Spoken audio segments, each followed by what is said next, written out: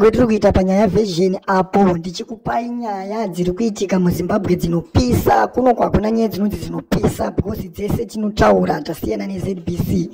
Nhasi nyaya yendinayo ndine nyaya yanzi ZANU-PF Harare province is suspended former Harare South MP Shadrack Mashayamombe from the party following allegations of indiscipline and fanning functionalism.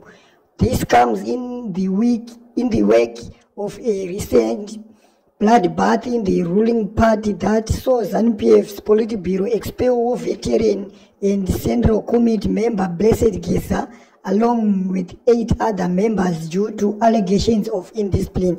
Ndofunga murungo zvinzwira kuti ZANU-PF ichiri kungoenderera mberi nekudzinga vamwe vakuru vari mairi.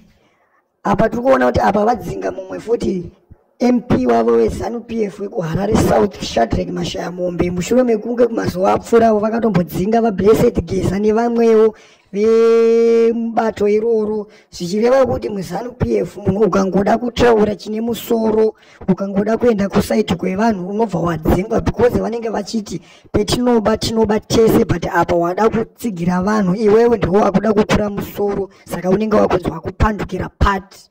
Ndo nyaya yendinayo nhasi.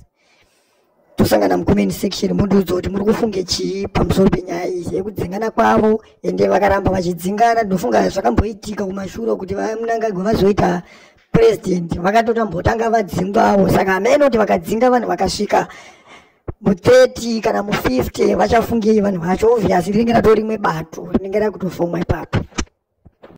Mamukasema citizen kuti kumana nyaya yakatangwa asingadi kuti isvike kwese kwayasvika, zvozi zvakatizvoita kutozvitora ngezvitamba vanhani yavo. Nyaya yakata sei haisi nyaya yekuti unoitanga ubva wangozoitora yobva yangozofa yakaloda. Hamuna zvakaitikwa chiro zvakaitikwa paya pana Mugaga kana kuti pana ndo zvinokuradza kuti muri varume manje apa vana Mugeza vacho mimi varonga zvinhu zvine musoro but mavangozomedzana mozvita like hazvozonga zvokufurisai manje futi hapo ziso hatidi zvevanhu zvekuita kunge vakananikira. Hapana kusiri kufa kutongofa namba katoona kuti tozvitoripo zvinoona mutofira zviripo than kuti just kungofa sedzvinyu.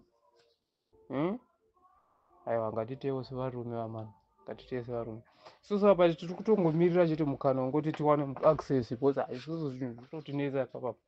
Yanga itori access yekuti zvombo zvazviwanikwe because kana iwo masikuza pacho kana muri kuti muchitovhunduka zvazvo kudaro hatida nesu mageto ese timbofambira nyaya dzacho muri 3 minutes 3 days kungoti trainer tobva tatopinda takanochihosta chinyika chedu chiya tirana chatombovhunduka totova chitongotyauna navo kuti ZANU-PF chairo takachongochya ngoti hata tingarwisana navo setisina zvombo but hana kutoti mwana Gesa manje pokutozichamuka ende mune malinks ekuti tokwanisa kupinda mumabharaki tichidii tofambira nyaya dzacho timu rangu musambonyanya kuvhunduka. Hatitori masoja akatokwana nyaya yekuti zvitotese akangotrenerwa kakasiyana chete but hatori magandanga chairo kuti kuratoza kana munhu musoro wese. Saka musanyanya kuda kuita sekuti pamwe mumwe mokwanisa kungougwa chete. Kana muchiona kuti mune idea yekurwa but muchitya isai tipinzei panyaya dzacho isusu.